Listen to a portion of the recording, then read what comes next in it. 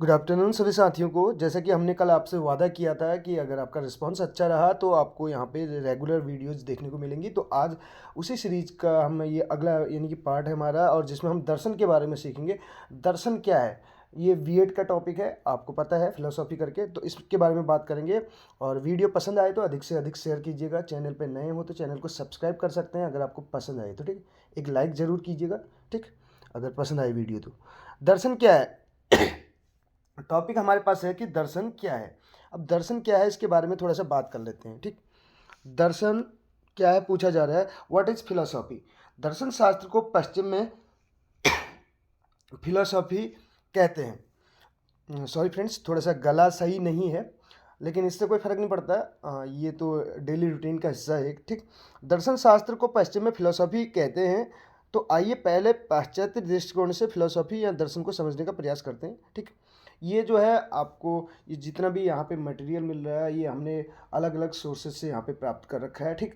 और आपके लिए एक वीडियो के रूप में यहाँ पे इसको एक साथ कलेक्ट किया जा रहा है, ठीक है। तो इसमें देखिए फिलोसॉफी कहते हैं, ठीक है, ये तो आपको पता है ही। दर्शन को क्या बोलते हैं, दर्शन शास्त्र को फिलोसॉफी बोलते हैं। और फिलोसॉफी का मतलब क्या होता है इसके बारे में जानते हैं, ठीक है। आगे देखिए, फिलोसॉफी दो शब्दों से मिलकर बना है। फिलोसॉफी किस किस से मिला है, मिलकर बना है, दो शब्दों से मिलकर बना है, जिसमें हमारे पास फिलोस और सोफिया करके है। फिलोस और सोफिया करके हमारे पास दो वर्ड हैं क्या, एक तो है फिलोस, ठीक ठीक है, फिलोस, और दूसरा क्या है दूसरे वर्ड की बात करें तो सोफिया। सोफिया तो सोफिया और फिलोस और सोफिया से मिलकर बना है। अब इसका अर्थ देखिए, फिलोस का मतलब क्या होता है, फिलोस का मतलब होता है प्रेम, लव से मतलब होता है। फिलोस का मतलब किससे होता है, लव से होता है, ठीक है, प्रेम से। और सोफिया का अर्थ होता है नॉलेज से। सोफिया का मतलब किससे होता है, नॉलेज से। सोफिया का मतलब किससे होगा, नॉलेज से होगा, ठीक। ये चीज़ यहाँ पे हमें बताई जा रही है, नॉलेज, ठीक है। इसके आगे आप यहाँ पे बात करें तो नॉलेज हो जाएगा, ठीक। तो इसमें देखिए आगे क्या बोल रहा है, अर्थात फिलोसॉफी का अर्थ क्या हो गया। फिलोसॉफी के अगर अर्थ की ओर जाएं तो ज्ञान के प्रति प्रेम या विद्या के प्रति अनुराग, विद्या अनुराग, जिसको हम बोल सकते हैं विद्या अनुराग। एक वर्ड में बोलें तो क्या बोल सकते हैं इसको, विद्या अनुराग बोल सकते हैं, जैसा कि हमें यहाँ पे दिया है विद्या अनुराग करके, ठीक। तो ज्ञान के प्रति प्रेम, फिलोसॉफी का मतलब क्या हो गया, अगर इसके शाब्दिक अर्थ की बात करें तो ज्ञान के प्रति प्रेम, यानी कि हम जो ज्ञान प्राप्त करना चाहते हैं, ठीक। दर्शन शास्त्र क्या बोलता है, कब क्यों कैसे, आपने सुना होगा, बीएड में भी ये सारी चीज़ें पढ़ी होंगी। थोड़ा सा आपकी वो चीज़ें क्या हो जाएंगी, रिवाइज हो जाएंगी, ठीक है। ऐसा तो नहीं होता कि आपने अगर पढ़ा हो अच्छे से और तो वो चीज़ें आप एकदम से भूल जाएं, लेकिन हाँ वो सारी चीज़ें क्या हो जाएंगी आपकी एकदम से रिवाइज हो जाएंगी, यानी कि वो सारी चीज़ें आपको फिर से एक बार समझ में आने लगेंगी। थोड़ा सा क्या होता है, गैप हो जाता है जो ना, क्योंकि बहुत समय हो गया है। अगर कुछ साथियों की बात करें तो कुछ जो अभी करंट में बीएड करके आए हैं तो उनके लिए तो बहुत अच्छा है, मौका है ये, ठीक। इसमें आगे देखिए, जबकि भारत में फिलोसॉफी को क्या कहा जाता है, दर्शन कहा जाता है। भारत में इसको क्या कहा जाता है, दर्शन कहा जाता है। ये ध्यान दीजिएगा, दर्शन शब्द की उत्पत्ति संस्कृत के दृश्य धातु से हुई है। दृश्य जिसका अर्थ होता है देखना, किस धातु से हुई है, दृश्य। आपने सुना होगा दृश्य, दृश्य होता है ना, दृश्य धातु से हुई है। दृश्य जैसे होता है ना, दृश्य श्रव्य और श्रव्य दृश्य करके आपने सुना होगा। टीचिंग जो एड्स होते हैं जो शिक्षण सहायक सामग्रियाँ होती हैं, ठीक, जिसमें दृश्य का मतलब होता है देखना, अर्थात जिसे देखा जाए, जिसे क्या किया जाए, देखा जाए। दृश्यते यथार्थ तत्व तत्वमनीन, अर्थात जिसके द्वारा यथार्थ तत्व की अनुभूति हो वही दर्शन है। अब इस चीज़ को याद रखिएगा, दृश्यते यथार्थ तत्वमनेन, तत्वमनेन, दृश्यते यथार्थ तत्वमनेन, यानी कि जिस चीज़ को देखने से, जिसके द्वारा यथार्थ तत्व की अनुभूति हो। यथार्थ तत्व यानी कि क्या है, तत्व का मतलब यहाँ पे ज्ञान से, ठीक है। जिस चीज़ को देखने से आपको ज्ञान की अनुभूति हो, यानी कि वही क्या है, वही दर्शन है, ज्ञान प्राप्त करना। भारत में दर्शन उस विधा को कहा जाता है जो तत्व का साक्षात्कार कराती है। साक्षात्कार कराना, उसके बारे में बताना, ठीक है, उसके बारे में नॉलेज हमें मिलती है, इन्फॉर्मेशन मिलती है किसी चीज़ के बारे में। उपनिषदों के अनुसार दृश्यते अनेन इति दर्शनम, ये आपने पढ़ा होगा बीएड में भी, दृश्यते अनेन इति दर्शनम, ठीक। तो ये जो है उपनिषद के अनुसार है। और उपनिषद का शाब्दिक अर्थ क्या होता है, उपनिषद के अगर शाब्दिक अर्थ की बात करें तो समीप बैठना होता है, समीप बैठना। उपनिषदों की संख्या जो है 108 है, उपनिषदों की संख्या कितनी है? 108 है, लेकिन इसमें से 10 प्रमुख हैं, ये आपने पढ़ा भी होगा, ठीक है। समीप बैठना, किसके समीप बैठना? ज्ञान प्राप्ति के लिए गुरु के निकट जाना है, गुरु के समीप बैठना। ज्ञान प्राप्त करने के लिए, ज्ञान हासिल करने के लिए गुरु के समीप जाना, उसको उपनिषद बोलते हैं। तो उपनिषदों के अनुसार जो है दर्शन की जो परिभाषा है, दृश्यते अनेन इति दर्शनम, ठीक है, यानी कि जो आपको दर्शन करा दे किसी चीज़ की। आगे देखिए, मनुष्य में चिंतन करने का गुण विद्यमान है। मनुष्य एक ऐसा प्राणी है जो सोच सकता है। देखिए, वीडियो के अंत तक बने रहिएगा, और जो है इस वीडियो में आपको बहुत कुछ सीखने को मिलेगा। ये सारी चीज़ें आपकी जो रिकैप टाइप का हो जाएगा, आपने जो चीज़ें पढ़ी हैं वो सारी चीज़ें आपको एक बार फिर से याद आने लग जाएंगी। इस वीडियो के अंत तक आप बने रहिएगा, बस आपको स्टेबिलिटी दिखानी है, ठीक है। यहाँ पे आपको कंटिन्यूटी दिखानी है। जो भी वीडियो यहाँ पे अपलोड की जा रही है उनको आप वॉच कीजिएगा, और कहीं से कहीं तक कोई दिक्कत नहीं आने वाली। सोचने के गुण के कारण ही मनुष्य जो है पशुओं से भिन्न है। अब देखिए, पशु और मनुष्य दोनों क्या करते हैं? अधिगम करते हैं। आपने सीखा होगा, आपने देखा भी होगा, अधिगम में पढ़ा भी होगा। मनुष्य और पशु दोनों अधिगम करते हैं। हमने जब अधिगम के सिद्धांत बता रहे थे तो उसमें बताया था, जब रॉबर्ट गेने वाला बताया था हमने अष्ट सोपान के सिद्धांत, तो उसमें पहले के 3 हमने सोपान बताए थे। हमने बताया था क्या, उनमें जो है मनुष्य और पशु दोनों क्या करते हैं? अधिगम करते हैं। तो दोनों अधिगम तो करते हैं, लेकिन मनुष्य किस गुण के कारण भिन्न है पशुओं से? सोचने, ठीक है। मनुष्य चिंतन करने के गुण के कारण जो है पशुओं से भिन्न है। अर्थात मनुष्य में जो है विवेक अर्थात बुद्धि की प्रधानता होती है, प्रधानता है, जिससे वह विश्व की विभिन्न वस्तुओं को देख के उनके मूल स्वरूप को जानने की कोशिश करता रहा है। अब मनुष्य के पास क्या है? विवेक अर्थात बुद्धि है, कह रहा है, जिसके कारण वो विश्व की सारी जितनी भी वस्तुएं हैं उनको देखकर उनके मूल स्वरूप को जानने का प्रयास करता है, ठीक। और मानव की बौद्धिकता उसे अनेक प्रश्नों के उत्तर जानने के लिए बाध्य करती रही है। अब मनुष्य की जो बौद्धिकता है, जो बुद्धि के कारण जो है मनुष्य क्या करने की कोशिश करता है? उनके बारे में, उन चीज़ों के बारे में जानने की कोशिश करता है, ठीक है। अधिक से अधिक नॉलेज प्राप्त करने की कोशिश करता है। तो कोई भी चीज़ है तो कब हुआ, क्यों हुआ, कैसे हुआ, हमने बताया था कब, क्यों, कैसे पे बात करते हैं। अब देखिए, विश्व का स्वरूप क्या है? अब यहाँ पे तत्व का मतलब है, इसमें हम अभी बात करेंगे दर्शन शास्त्र की जो 3 प्रमुख शाखाएं हैं। दर्शन शास्त्र की 3 प्रमुख शाखाएं हैं, उनके बारे में भी यहाँ पे बात करेंगे हम। दर्शन शास्त्र की 3 प्रमुख शाखाएं जो कि आपने बीएड में भी पढ़ी होंगी, उनके बारे में हम बता देते हैं। दर्शन शास्त्र की 3 प्रमुख शाखाएं क्या क्या हैं? दर्शन शास्त्र की अगर बात करें तो दर्शन शास्त्र की 3 प्रमुख शाखाएं हैं। कितनी शाखाएं हैं? 3 प्रमुख शाखाएं। दर्शन शास्त्र की 3 प्रमुख शाखाएं हैं। कौन कौन सी हैं ये 3 प्रमुख शाखाएं? इसमें अगर बात करें, हमारे पास 3 हैं। एक तो तत्व मीमांसा होता है, दूसरा होता है ज्ञान मीमांसा, और तीसरा होता है आचार मीमांसा। ध्यान दीजिएगा, तत्व मीमांसा, ठीक, ज्ञान मीमांसा और आचार मीमांसा। अब मीमांसा का मतलब क्या होता है? मीमांसा को अगर एक शब्द में बोलें तो मीमांसा का मतलब है इच्छा, किसी चीज़ को जानने की इच्छा, क्यूरियोसिटी, रिफ्लेक्शन बोलते हैं इंग्लिश में। मीमांसा को इंग्लिश में क्या बोलते हैं? रिफ्लेक्शन बोलते हैं। ये देखिए, मीमांसा करके इसमें वर्ड आता है, तत्व मीमांसा, ज्ञान मीमांसा, आचार मीमांसा। मीमांसा को क्या बोलते हैं इंग्लिश में? रिफ्लेक्शन बोलते हैं, रिफ्लेक्ट करना, ठीक है, रिफ्लेक्ट करना, यानी कि किसी चीज़ के बारे में पता करने की कोशिश करना, मुड़ के, ठीक है, कि कब अगर कोई चीज़ हुई तो कब हुई, क्यों हुई और कैसे हुई, उसके बारे में जानने की कोशिश करना। और अगर इसकी मीमांसा की डेफिनेशन बोलें तो आप इसको नोट डाउन कर सकते हैं अगर आप करना चाहें। वह गंभीर मनन व विचार, वो गंभीर मनन व विचार कि जो क्या करता है? किसी विषय के मूल तत्व, किसी विषय के मूल तत्व या तत्वों का ज्ञान प्राप्त करने के लिए किया जाता है। गंभीर मनन या चिंतन मनन जो किया जाता है या विचार किया जाता है किसी विषय के मूल तत्व को, मूल तत्व का ज्ञान प्राप्त करने के लिए जो किया जाएगा चिंतन मनन, उसको ही क्या बोलते हैं? मीमांसा बोलते हैं। अभी इससे मतलब क्या हुआ कि किसी तत्व के बारे में ज्ञान प्राप्त करने से किसी बात या विषय का ऐसा विवेचन बोल सकते हैं जिसके द्वारा कोई निर्णय किया या परिणाम निकाला जाता है। उसके द्वारा चिंतन मनन के द्वारा जो विवेचन किया जाता है उसके द्वारा किसी निर्णय पे हम पहुंचते हैं या कोई परिणाम निकलता, कोई रिजल्ट हमारे सामने देखने को मिलता है।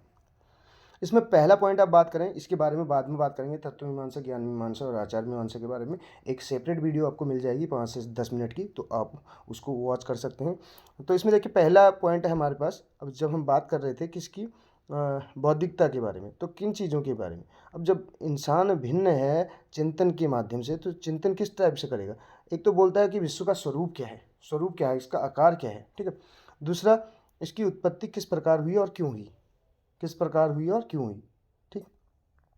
विश्व का कोई प्रयोजन है या ये बोलें कि ये प्रयोजनहीन है? ईश्वर है या नहीं है? ठीक? यदि ईश्वर है तो उसका स्वरूप क्या है? कैसा दिखता है, कहने का मतलब? ईश्वर के अस्तित्व का क्या प्रमाण है? अगर ईश्वर है तो उसका प्रमाण क्या है, प्रूफ क्या है? ठीक? आत्मा क्या है? आत्मा का शरीर से क्या संबंध है? जीव क्या है? जीवन का चरम लक्ष्य क्या है? अब जीव है तो जीवन, जो उसका जीवन है उसका चरम लक्ष्य क्या है? ठीक है? अंतिम उद्देश्य जिसको बोलते हैं, ठीक है? सत्ता, जैसे मोक्ष प्राप्त करना, निर्वाण प्राप्ति, कैवल्य की प्राप्ति, आपने पढ़ा होगा इस चीज़ के बारे में। सत्ता का स्वरूप क्या है? ज्ञान का साधन क्या है? शुभ और अशुभ क्या है? इन चीज़ों के बारे में ये जानने की कोशिश करते हैं। उचित या अनुचित क्या है? उचित अनुचित की बात किसमें होती है? आचार मीमांसा में। सही और गलत की बात होती है, नैतिकता की बात। और ज्ञान की बात किसमें होती है? ज्ञान मीमांसा में, एपिस्टेमोलॉजी बोलते हैं। और तत्व मीमांसा मेटाफिजिक्स बोलते हैं। जैसे कि इस सृष्टि का निर्माण जो है इस सृष्टि का निर्माण जो है, यहाँ बोल आपने सुना होगा ना, ब्रह्मांड का बोलते हैं तत्व का मतलब है जो सृष्टि है। इसमें बोल सकते हैं एग्जामिनिंग द यूनिवर्स का एक परीक्षण टाइप का, एक टेस्ट टाइप का, उसका जांच, सृष्टि की जांच करना। अब जैसे आपने पंच तत्व सुना होगा ना, पंच तत्व में क्या क्या चीज़ें, तत्व मीमांसा में पंच तत्व वाला भी आपको यहाँ पे मैटर मिल जाएगा क्या? जैसे आग, अग्नि, जल, वायु, पृथ्वी, आकाश करके पंच तत्व से मिलके जो बोलते हैं ना पूरा सृष्टि का निर्माण। या जैसे ह्यूमन बॉडी का भी अगर बात करें तो पंच तत्व में लीन हो जाना बोलते हैं, सुना होगा आपने। तो ये जो है तत्व मीमांसा में इसके बारे में अध्ययन किया जाता है। इसको बाद में डिटेल में हम करेंगे कि तत्व मीमांसा में और क्या क्या चीज़ें आती हैं, जिसमें ब्रह्मांड के परम तत्व यानी कि ईश्वर की खोज करते हुए परम स्वरूप का विवेचन करती है। यानी कि ईश्वर की खोज करते हुए परम स्वरूप क्या है इसका विवेचन करती है, इसके बारे में चिंतन मनन करती है। इसका परम विषय क्या होता है? तत्व होता है, और जो इस संसार के होने का कारण है। इसमें नैतिक निर्णय करने का विषय आप देख सकते हैं। नैतिक निर्णय, अपने नैतिकता की अगर बात करें, क्या सही है क्या गलत है, ये आचार मीमांसा में आता है, जिसको एक्जियोलॉजी बोलते हैं। क्या बोलते हैं? एक्जियोलॉजी बोलते हैं। आचार मीमांसा को क्या बोलते हैं? एक्जियोलॉजी। ये बीएड में आपने पढ़े होंगे, एक्जियोलॉजी, आचार मीमांसा। आचार का मतलब है व्यवहार से। और एक होती है एपिस्टेमोलॉजी, ज्ञान मीमांसा, एपिस्टेमोलॉजी बोलते हैं। और पहले नंबर का, ये दूसरे नंबर का है, ये तीसरे नंबर का। पहले नंबर का क्या होता है? मेटाफिजिक्स, तत्व मीमांसा बोलते हैं, मेटाफिजिक्स। ठीक है? तीन ये मीमांसाएं हैं, दर्शन शास्त्र की तीन प्रमुख शाखाएं हैं बोल सकते हैं। अब जो सही और गलत की पहचान करने के लिए नैतिक तर्कणा करके एक वो दिया था, कॉन्सेप्ट किसने दिया था, ये आप बताएंगे इस क्वेश्चन का आंसर। नैतिक तर्कणा, जो सही और गलत की पहचान करने का, ये कॉन्सेप्ट किसने दिया था? नेक्स्ट पॉइंट की बात करें, व्यक्ति और समाज में क्या संबंध है इत्यादि। व्यक्ति और समाज में अगर संबंध है तो क्या है, ठीक है, इसके बारे में। नेक्स्ट देखिए, दर्शन में अगर बात करें, अब इन चीज़ों का तो आंसर की खोज की जाती है, ठीक है, पता लगाने की कोशिश की जाती है। इसके आगे अगर बात करें तो इसमें एक डेफिनेशन आपको यहाँ पे मिल रही है, देखिए ये डेफिनेशन क्या है, हक्सले ने देखिए,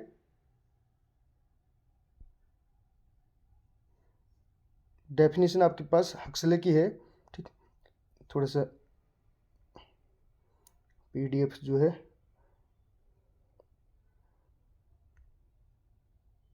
दिक्कत आ गई थी इसमें, ठीक।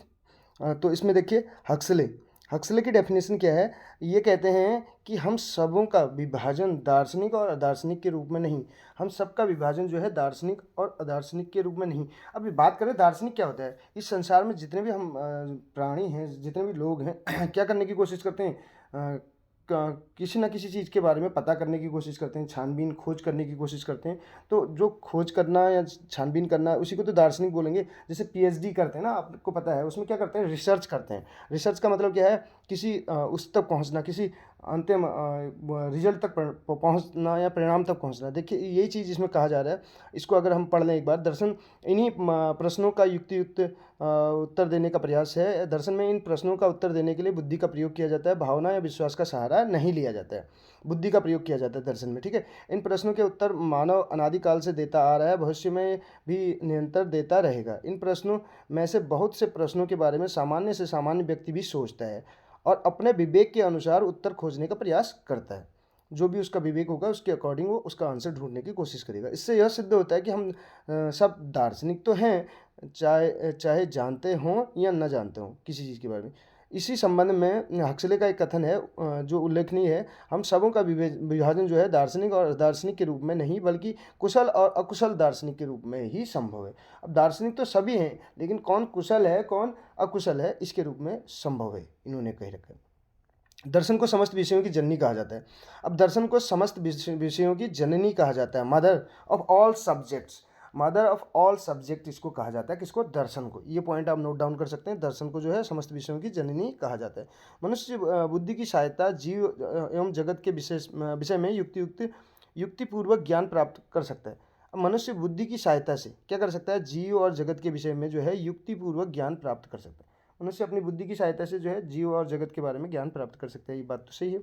इस दृष्टि से दर्शन युक्तिपरक ज्ञान प्राप्त करने का प्रयत्न है, एक मतलब कोशिश है ज्ञान प्राप्त करने की, ठीक, युक्तिपरक। दर्शन एक ऐसी दिव्य दृष्टि प्रदान करता है, डिवाइन पावर जिसको बोलते हैं, ठीक है। दिव्य दृष्टि को क्या बोलते हैं? डिवाइन पावर, जो आत्मदर्शन और तत्व दर्शन को संभव बनाती है। आत्मदर्शन यानी कि खुद के दर्शन करेगा, खुद के बारे में जानेगा, और तत्व दर्शन, तत्व मतलब इस सृष्टि का निर्माण कैसे हो रखा है, ठीक है, उसके बारे में जानने की कोशिश करेगा। अगर पंच तत्व से हुआ तो कैसे हुआ है? अग्नि से कैसे हुआ? जल से हुआ तो कैसे हुआ? आकाश, पृथ्वी, वायु, इन चीज़ों के बारे में अब पता तो चल गया इनसे हो रखा है, तो इनसे हुआ तो कैसे हुआ इसके बारे में भी ये दर्शन शास्त्र, इसीलिए बोलते हैं दृश्यते अनेन इति दर्शनम करके आपने सुना होगा। भारतीय दर्शन की बात करें तो इसमें 6 संप्रदायों या 6 शाखाओं और उनके संस्थापक इस प्रकार हैं।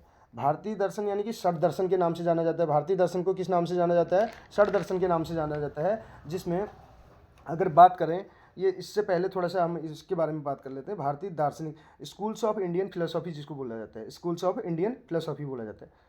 मैं यहीं पे लिख रहा हूँ, इसको ध्यान दीजिएगा। Schools of Indian philosophy, schools of Indian philosophy.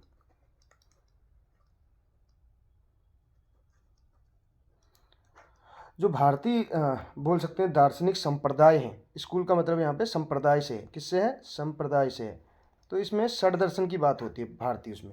तो इसमें पहले 2 टाइप के रहते हैं, ठीक है। एक तो होता है आस्तिक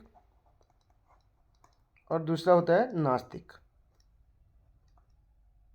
दूसरा क्या होता है? नास्तिक। यहाँ पे लिख दे रहे हैं हम नास्तिक। दूसरा क्या होगा?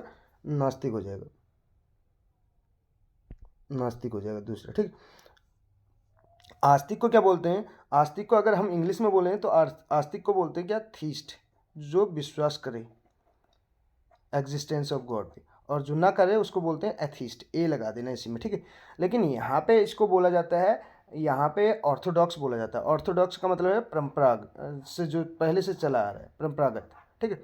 और दूसरा नास्तिक हो गया हेट्रोडॉक्स। हेट्रोडॉक्स बोलते हैं, क्या बोलते हैं? हेट्रोडॉक्स बोलते हैं, ठीक है। हेट्रोडॉक्स, हेट्रो का मतलब आपने पढ़ा होगा अदर पे जो डिपेंड करता है, हेट्रोडॉक्स। तो आस्तिक और नास्तिक के बारे में बात की जाती है। नास्तिक में तो हमारे पास चारवाक, बौद्ध और जैन आ जाते हैं। नास्तिक में क्या आ जाते हैं? हमारे पास चारवाक, बौद्ध और जैन आ जाते हैं। और अगर बात करें आस्तिक में, बात करें तो आस्तिक में कर्मकांड और ज्ञान कांड पे आधारित होते हैं। किस पे होते हैं? जो आस्तिक हैं उसमें वैदिक ग्रंथ, सॉरी, उसमें एक तो वैदिक ग्रंथ पे आएगा, दूसरा किस पे आ जाएगा? आस्तिक की बात कर रहे हैं हम, ठीक। आस्तिक में 2 चीज़ें आ जाएंगी। आस्तिक वाले में अगर बात करें तो एक तो आ जाएगा वैदिक पे आधारित, वेदों पे आधारित, वैदिक ग्रंथों पे आधारित आ जाएगा, ठीक है। एक तो वैदिक ग्रंथों पे आधारित आ जाएगा, दूसरा स्वतंत्र आधार वाले, दूसरा हम बोलते हैं स्वतंत्र आधार वाले, ठीक है। स्वतंत्र आधार वाले, स्वतंत्र आधार में हमारे क्या क्या आ जाएंगे? जिसमें न्याय आ जाएगा, ठीक है। स्वतंत्र आधार में क्या आ जाएगा? न्याय आ जाएगा, जैसे कि हमें देखा है न्याय। इसके अलावा विशेष, ठीक, ये आ जाएगा। सांख्य आ जाएगा और योग आ जाएगा। क्या आ जाएगा? योग आ जाएगा। ये हमारे किस में आ जाएंगे? ये हमारे स्वतंत्र वाले में आ जाएंगे। पहले चार, योग भी आ जाएगा इसमें। पहले चार जो है विशेष, न्याय, सांख्य और योग जो है हमारे स्वतंत्र आधार वाले में आ जाएंगे। किसमें आ जाएंगे, ध्यान दीजिएगा, स्वतंत्र आधार वाले में क्या आएंगे, वैशेषिक, न्याय, सांख्य और योग सिद्धांत आ जाएंगे। अब वैदिक ग्रंथ वाले में क्या आएंगे, वैदिक ग्रंथ में दो टाइप से होता है। वैदिक ग्रंथ की अगर बात करें तो वैदिक ग्रंथ वाले पे थोड़ा सा बात कर लेते हैं हम। अब वैदिक ग्रंथ में जो आएगा उसमें दो टाइप के आएंगे, एक तो हमारे कर्मकांड वाले आ जाएंगे, एक तो कर्मकांड पे आधारित आ जाएंगे, दूसरा ज्ञान कांड पे। यानी कि एक तो कर्म के आधार पे होंगे, दूसरे ज्ञान के आधार पे। कर्मकांड पे आधारित जो होते हैं उनको मीमांसा बोला जाता है। क्या बोला जाता है, मीमांसा, ठीक है, मीमांसा। और ज्ञान पे आधारित जो होते हैं उनको वेदांत बोला जाता है। उनको क्या बोला जाता है, ज्ञान पे आधारित जो होंगे उनको वेदांत बोला जाएगा, वेदांत बोला जाता है, ठीक है। ज्ञान पे आधारित होते हैं वेदांत, उनको बोला जाता है। और वेदांत दर्शन को ही ब्रह्मसूत्र बोला जाता है। वेदांत दर्शन को किस नाम से जाना जाता है, ब्रह्मसूत्र के नाम से जाना जाता है, ठीक है, ब्रह्मसूत्र के नाम से जाना जाता है। वेदांत दर्शन को किस नाम से जाना जाएगा, ब्रह्मसूत्र के नाम से जाना जाता है। ध्यान दीजिएगा, हमने क्या बताया इसमें, वैदिक ग्रंथ पे दो हमारी शाखाएं हो जाएंगी, एक कर्मकांड और दूसरा ज्ञान कांड पे आ जाएगी। कर्मकांड को मीमांसा बोला जाता है और ज्ञान कांड को क्या बोला जाता है, वेदांत। और वेदांत को ही दूसरा, वेदांत को और किस नाम से जाना जाता है, वेदांत दर्शन को ही ब्रह्मसूत्र के नाम से जाना जाता है, जो कि क्या है, ज्ञान का स्रोत। ज्ञान का स्रोत होने से मनुष्य को ज्ञान प्राप्ति करने की दिशा मिलती है। यहाँ से ये ज्ञान का स्रोत होने के कारण जो ब्रह्म सूत्र है, यहाँ से मनुष्य को ज्ञान प्राप्ति करने की क्या मिलती है, दिशा मिलती है। कौन से डायरेक्शन में जाएगा, एक डायरेक्शन उसको मिल जाती है, ज्ञान प्राप्त करने की दिशा मिल जाती है। किससे, वेदांत दर्शन से। अब बात करें वेदांत दर्शन का जो मुख्य स्रोत किसको माना जाता है, वेदांत दर्शन का जो मुख्य स्रोत माना जाता है उपनिषद को माना जाता है। वेदांत दर्शन का जो स्रोत माना जाता है वो किसको माना जाता है, उपनिषद को माना जाता है। वेदांत दर्शन का स्रोत किसको माना जाएगा, उपनिषद को। ध्यान दीजिएगा, वेदांत दर्शन के हमने नाम बताया, वेदांत का क्या बताया, ब्रह्मसूत्र। वेदांत दर्शन को ही किस नाम से जाना जाता है, ब्रह्मसूत्र, ब्रह्मसूत्र, ठीक है। वेदांत दर्शन को ही किस नाम से जाना जाता है, ब्रह्मसूत्र। और इससे मनुष्य को ज्ञान प्राप्त करने की दिशा मिलती है। और वेदांत दर्शन का जो मुख्य स्रोत है, वेदांत दर्शन का मुख्य स्रोत क्या है, उपनिषद है। क्या है इसका मुख्य स्रोत, उपनिषद। अब ज्ञान प्राप्त होगा तो कैसे प्राप्त होगा, उपनिषद के थ्रू। उपनिषद क्या होता है, गुरु के समीप बैठना, हमने बताया था, गुरु के समीप जाके ज्ञान की प्राप्ति होगी, इसको बोला जाता है उपनिषद। अब बात करें यहाँ पे उपनिषद को, इसका मुख्य स्रोत माना जाता है जो वेदों के चरम सिद्धांतों का निर्देशन करते हैं। जो वेदों के चरम जितने भी सिद्धांत हैं वेदों पे आधारित, यानी कि चार वेदों पे जो आधारित सिद्धांत हैं उनका निर्देशन करता है। और वैदिक साहित्य का अगर बात करें तो अंतिम भाग उपनिषद को माना जाता है। जो वैदिक साहित्य है, जो वेदों से संबंधित जो साहित्य है, वैदिक साहित्य का अंतिम भाग किसको माना जाता है, वैदिक साहित्य की अगर बात करें तो वैदिक साहित्य का जो अंतिम भाग है वो उपनिषद को माना जाता है। किसको माना जाता है, उपनिषद को माना जाता है। इसलिए इन्हें वेदांत दर्शन भी कहा जाता है। किसको, ये उपनिषद, यानी कि उपनिषद क्या है, उपनिषद जो है वैदिक साहित्य का अंतिम भाग है, इसीलिए इसको क्या कहा जाता है, वेदांत दर्शन भी कहा जाता है। ये चीज़ आपको ध्यान रखनी। इसी में आगे देखिए जो षट दर्शन है, षट दर्शन में क्या क्या चीज़ें हैं ये आप नोट डाउन कर सकते हैं। वैशेषिक, विशेष किया कणाद ने तो न्याय दिया गौतम ने, गौतम है ये, गौतमा नहीं है, गौतम है, ठीक है। संख्या दी कपिल ने तो योग दिया पतंजलि। योग तो आपको ऐसे ही याद रहेगा, पतंजलि, बाबा रामदेव, ठीक है।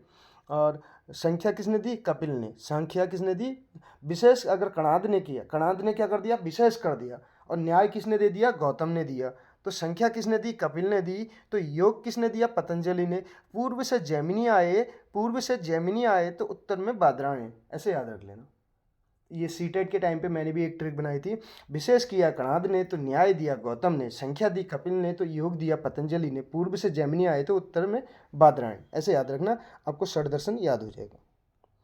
तो ये तो थी दर्शन शास्त्र के बारे में बात, ठीक है। अब बात करें तो दर्शन शास्त्र का जो जनक है किसको कहा जाता है, दर्शन शास्त्र का जनक किसको कहा जाता है, ये क्वेश्चन भी बन सकता है, ठीक है। दर्शन शास्त्र का जनक कहा जाता है किसको, शंकराचार्य को। दर्शन शास्त्र का जनक कहा जाता है शंकराचार्य, आदि गुरु शंकराचार्य, आपने सुना होगा। शंकराचार्य को दर्शन का, भारतीय दर्शन की बात कर रहे हैं, ठीक है, भारतीय दर्शन की हम बात कर रहे हैं, तो किसको इसका जनक माना जाता है, शंकराचार्य को। वेदांत दर्शन की 3 शाखाएं हैं। हमने जो वेदांत की बात की थी अभी, वेदांत की जो हमने बात की थी, वेदांत दर्शन यानी ब्रह्म सूत्र की, उसकी भी 3 शाखाएं हैं। वेदांत दर्शन की कितनी शाखाएं हैं? 3 हैं। वेदांत दर्शन की भी 3 शाखाएं हैं, जिसमें आपने पढ़ा होगा अद्वैत, दूसरा है विशिष्ट द्वैत, ठीक है, एक अद्वैत हो गया, दूसरा विशिष्ट द्वैत, यहाँ पे लिख दे रहे हैं, ठीक है, विशिष्ट द्वैत हम बात कर रहे थे वेदांत की, ठीक है, वेदांत की हम बात कर रहे थे। और वेदांत की भी 3 शाखाएं हैं। एक तो है अद्वैत, ठीक, अद्वैत है, और दूसरा है विशिष्टाद्वैत, विशिष्ट द्वैत बोलते हैं जिसको, विशिष्ट अद्वैत, विशिष्ट अद्वैत, ठीक। तीसरा हमारे पास क्या है? तीसरा है द्वैत, अद्वैत, विशिष्ट अद्वैत और द्वैत। इन तीनों के अगर प्रवर्तक की बात करें तो अद्वैत के शंकराचार्य हैं, अद्वैत के शंकराचार्य हैं, और जिनको भारतीय दर्शन का जनक भी कहा जाता है। इसके कौन है? अद्वैत के शंकराचार्य हैं, शंकराचार्य हैं, ठीक है, शंकराचार्य। और दूसरे अद्वैत की बात करें तो इसके रामानुज हैं, इसके कौन है? रामानुज हैं। और तीसरे द्वैत की अगर बात करें तो इसके माध्वाचार्य हैं, माध्वाचार्य, ठीक है, इसके कौन है? माध्वाचार्य हैं। ये आपको याद रखना है। वेदांत दर्शन की भी 3 शाखाएं सबसे ज़्यादा अगर मानी जाती हैं जो, वो कौन कौन सी हैं? अद्वैत, विशिष्ट द्वैत और द्वैत। तो भारतीय दर्शन के जनक के रूप में किसको जाना जाता है? शंकराचार्य को, जो कि हमने अभी बताया आपको। और इसके अलावा एक तो वेदांत है और एक होता है वेदांग। ये वेदांत अलग है, वेदांग अलग है, ठीक है। वेदांग भी कभी अगर पूछा जाता है तो वेदांग क्या है? वेदों के अंग, ठीक है, वेदांग, वेदांग। वेदांगों की संख्या 6 होती है। वेदांगों की संख्या कितनी होती है? 6 होती है। ये भी आप नोट डाउन कर सकते हैं, जिसमें शिक्षा, शिक्षा होगी, कल्प हो गया, व्याकरण हो गया, शिक्षा, कल्प, व्याकरण, और इसके अलावा ज्योतिष, ज्योतिष हो जाएगा, ठीक है। इसके अलावा छंद और निरुक्त, छंद और निरुक्त, ये 6 क्या है? वेदांग हैं, ठीक। ये हमने कंपेयर करा दिया वेदांत से। वेदांत और वेदांग अलग हैं। वेदांगों की संख्या भी 6 है। शिक्षा, कल्प, व्याकरण, ज्योतिष, छंद और निरुक्ति, ये वेदांग हैं, ठीक। तो कैसी लगी आपको वीडियो? ज़रूर बताइएगा। मिलते हैं अगली वीडियो में। Thank you so much.